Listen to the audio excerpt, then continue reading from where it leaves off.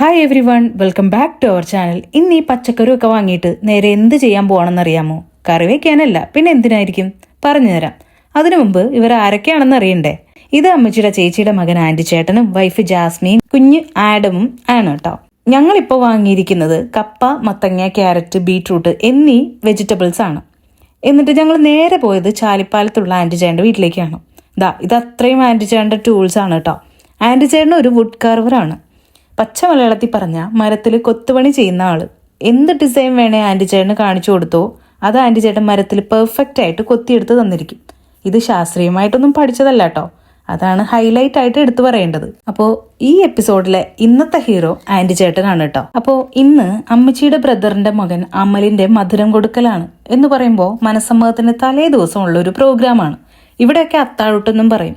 അപ്പോൾ അത്താഴൂട്ടിന് മധുരം കൊടുക്കുന്ന നേരത്ത് മധുരം വെക്കുന്ന പ്ലേറ്റിൽ എന്തെങ്കിലും സംതിങ് സ്പെഷ്യൽ ആയിട്ട് ആർട്ട് വർക്ക് ചെയ്യാറുണ്ട്. നമ്മുടെ ഫാമിലിയിലെ എല്ലാവരുടെയും അത്താഴൂട്ടിന് ആൻറ്റി ചേട്ടൻ തന്നെയാണ് എല്ലാം ചെയ്യാറുള്ളത്. അപ്പോൾ അത്താഴത്തിന്റെ ടൈം ആവുമ്പോൾ ആൻറ്റി ചേട്ടൻ ഇതൊക്കെ കൊണ്ടുവന്ന് വെക്കും, മധുരം നുള്ളും, അത് കഴിയും.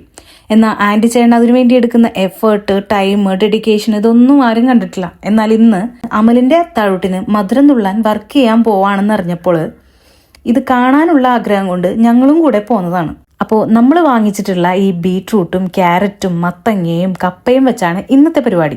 ആൻറ്റി ചേട്ടൻ വർക്ക് ചെയ്ത് കൊടുക്കുന്നതല്ലാതെ അതൊന്നും ഒരിടത്തും ഒരു സോഷ്യൽ മീഡിയയിലും പോസ്റ്റ് ചെയ്യാറില്ല. അത്താഴൂട്ടിന് വെജിറ്റബിൾസും ഫ്രൂട്ട്സും ഒക്കെ വെച്ചിട്ടാണ് ആൻറ്റി ചേട്ടൻ വർക്ക് ചെയ്യാറുള്ളത്. ഈ വർക്കിന്റെ കാര്യവും ആർക്കും അങ്ങനെ അറിയില്ല. ഞാൻ നേരത്തെ പറഞ്ഞ പോലെ ആൻറ്റി ചേട്ടൻ ഫ്രൂട്ട്സും വെജിറ്റബിൾസും ഒക്കെ വെച്ച് ഇങ്ങനത്തെ വർക്ക് ചെയ്യുന്നത് ഞങ്ങൾ ഫാമിലിയിലുള്ളവർക്കും വേറെ കുറച്ചു പേർക്കും ഒക്കെ അറിയാം. അല്ലാതെ ഈ കാര്യം കുറച്ചു പേരിലോട്ടെങ്കിലും അറിയാൻ വേണ്ടിയിട്ട് ആൻറ്റി ചേട്ടൻ ഒരു സോഷ്യൽ മീഡിയ പ്ലാറ്റ്ഫോമും യൂസ് ചെയ്യാറില്ല. ആ ഒരു കാര്യത്തിനായിട്ട് ആൻറ്റി ചേട്ടൻ ഇൻട്രസ്റ്റും കാണിക്കാറില്ല. ആൻറ്റി ചേട്ടൻ ചെയ്യുന്ന വർക്ക് നല്ല എൻജോയ് ചെയ്തിട്ടാണ് ചെയ്യുന്നത്. ആൻറ്റി ചേട്ടന്റെ സ്വന്തം കല്യാണത്തിന്റെ അത്താഴൂട്ടിന് ആൻറ്റി ചേട്ടൻ തന്നെയാണ് അതൊക്കെ സെറ്റ് ചെയ്തത്. ഞങ്ങളുടെ മുമ്പിൽ നിന്ന് ഇപ്പോൾ ഈ വർക്ക് ചെയ്യുമ്പോൾ ഞാൻ വളരെ കൗതുകത്തോടെയാണ് കേട്ടോ ഇതെല്ലാം നോക്കുന്നത്. ഞാൻ ആലോചിക്കുകയായിരുന്നു എങ്ങനെ ഇത്ര അടിപൊളിയായിട്ട് ചെയ്യാൻ സാധിക്കുന്നതെന്ന്. ആൻറ്റി ചേട്ടന്റെ കഴിവിനെയും ക്ഷമയും സമ്മതിച്ചു കൊടുത്തേ പറ്റൂ. ആൻറ്റി ചേട്ടൻ മരത്തിൽ ചെയ്ത കൊത്തുപണികളുടെ ഫോട്ടോസ് കിട്ടുമെന്ന് നോക്കട്ടെ. കിട്ടുവാണെങ്കിൽ തീർച്ചയായിട്ടും നമ്മൾ അതൊരു ഷോർട്ട് വീഡിയോ ആക്കിയിരിക്കും. കാരണം അത്രയ്ക്ക് അതിമനോഹരമാണ് ആൻറ്റി ചേട്ടന്റെ വർക്കുകൾ. ഫ്രൂട്ട്സ് വെച്ചും ആൻറ്റി ചേട്ടൻ വർക്ക് ചെയ്യാറുണ്ട് കേട്ടോ. ഇന്നത്തെ ഡിസൈൻ വളരെ സിമ്പിളും വെയിറ്റ് കുറഞ്ഞതുമാണ്. കാരണം അമലിന്റെ തലതൊട്ടപ്പനും തലതൊട്ടമ്മയും ഞങ്ങളുടെ അമ്മച്ചി അപ്പച്ചനുമാണ്. അതുകൊണ്ട് തന്നെ മധുരം കൊടുക്കാൻ പ്ലേറ്റ് വെക്കുമ്പോൾ അധികം വെയിറ്റ് വേണ്ടല്ലോ എന്ന് കരുതിയിട്ടാണ് ഡിസൈൻ ലൈറ്റ് വെയിറ്റ് ആക്കിയത്. പൂക്കൾ കർവ് ചെയ്തെടുക്കുമ്പോൾ എന്ത് ഭംഗിയായിട്ടാണല്ലേ അതിന്റെ ഇതളുകളുടെ ഷേപ്പ് വരുന്നത്. അതും ഓരോന്നിനും ഓരോരോ ടൂൾസാണ് ഉപയോഗിക്കുന്നത്. അതെല്ലാം പ്രത്യേകം പറഞ്ഞുണ്ടാക്കുന്നതുമാണ്. ഞാൻ കല്യാണം കഴിഞ്ഞു വന്ന സമയത്ത് ഇച്ചാൻ എന്നോട് പറഞ്ഞിട്ടുണ്ട് ആൻറ്റി ചേട്ടൻ ചെറുപ്പത്തിലെ വീടിനടുത്തുള്ള മരത്തിലൊക്കെ ഓരോരോ രൂപങ്ങളൊക്കെ ഇങ്ങനെ കൊത്തി വെക്കാറുണ്ടെന്ന്. ഞങ്ങളുടെ വീട്ടിലെ മെയിൻ ഡോറിന്റെ വർക്ക് ചെയ്തിരിക്കുന്നത് ആൻറ്റി ചേട്ടനാണ് കേട്ടോ.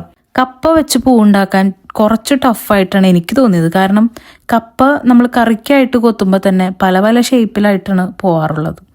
പക്ഷെ ആൻറ്റി ചേട്ടൻ അതും മാനേജ് ചെയ്ത് കപ്പ വെച്ചും പൂവുണ്ടാക്കി. നമ്മളൊക്കെ ഓരോ മാരേജ് ഫംഗ്ഷൻസിനൊക്കെ പോകുമ്പോൾ ഇതുപോലുള്ള വർക്ക്സ് ഒക്കെ ഫുഡിന്റെ സെക്ഷനിൽ ചെയ്തു വെച്ചിട്ടുണ്ടാവും. ഞാനതൊക്കെ ശ്രദ്ധിക്കാറുണ്ട് കേട്ടോ. നമുക്ക് യാതൊരു തരത്തിലുള്ള ഒരു ഐഡിയയും കിട്ടില്ല എങ്ങനെയാണ് ഇതൊക്കെ ചെയ്തു വെച്ചിരിക്കുന്നതെന്ന്.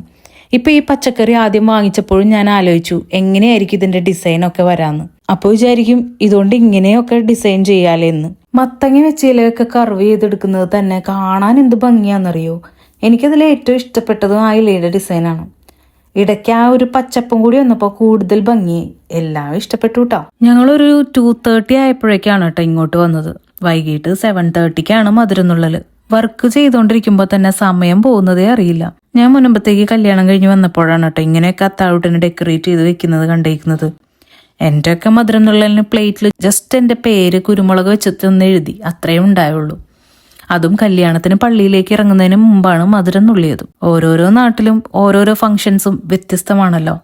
നിങ്ങളുടെ നാട്ടിൽ ഇങ്ങനെ എന്തൊക്കെ കാര്യങ്ങളാണുള്ളതെന്നൊന്ന് കമന്റ് ചെയ്യണം കേട്ടോ. പിന്നെ നമ്മുടെ വീഡിയോ ലൈക്ക് ചെയ്യാനും മറക്കല്ലേ കേട്ടോ. പിന്നെ ആൻറ്റി ചേട്ടൻ വർക്ക് ചെയ്യുന്ന കണ്ടപ്പോൾ എനിക്കും ചെയ്യാൻ തോന്നി.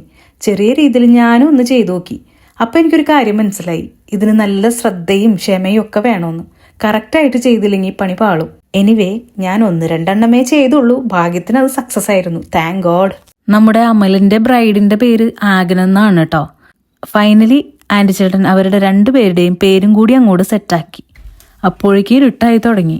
ഗോപുരത്തിലാണ് അമലിന്റെ വീട്. നമ്മളിനി അങ്ങോട്ട് പോയി അവിടെ ചെന്ന് ഈ പ്ലേറ്റിൽ പഞ്ചസാര ഒക്കെ ഇട്ട് എല്ലാം സെറ്റ് ചെയ്യലാണ് ഇനിയുള്ള ടാസ്ക്.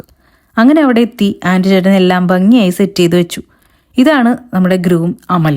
അപ്പച്ചനെയും അമ്മച്ചിയും പിന്നെ നിങ്ങൾക്കറിയാലോ. അങ്ങനെ സന്തോഷമായിട്ട് അമൽ മധുരം നുള്ളുവാണ് കേട്ടോ. ഞാനിപ്പോൾ ആലോചിക്കുകയായിരുന്നു, 5-10 മിനിറ്റുള്ള മധുരം നുള്ളലിനാണ് 5-6 മണിക്കൂർ എഫേർട്ട് ഇട്ടിട്ട് ഇതിനുള്ള ഒരു ഡെക്കറേഷൻ ആൻറ്റി ചേട്ടൻ റെഡിയാക്കിയത്. ഇത് മനസ്സിലായത് നമ്മൾ കൂടെ നിന്ന് വീഡിയോ എടുത്തപ്പോഴാണ്. ഇപ്പം ഈ വീഡിയോ കാണുന്ന മറ്റുള്ളവർക്കും ഇത് മനസ്സിലാകും. ഇതിലും ഹെവി ആയിട്ടുള്ള കർവിങ്ങിനും എത്ര ടൈമും എഫേർട്ടും എടുത്തിട്ടുണ്ടാവും അല്ലേ. ഹാറ്റ്സ് ഓഫ് ആൻറ്റി ചേട്ടാ.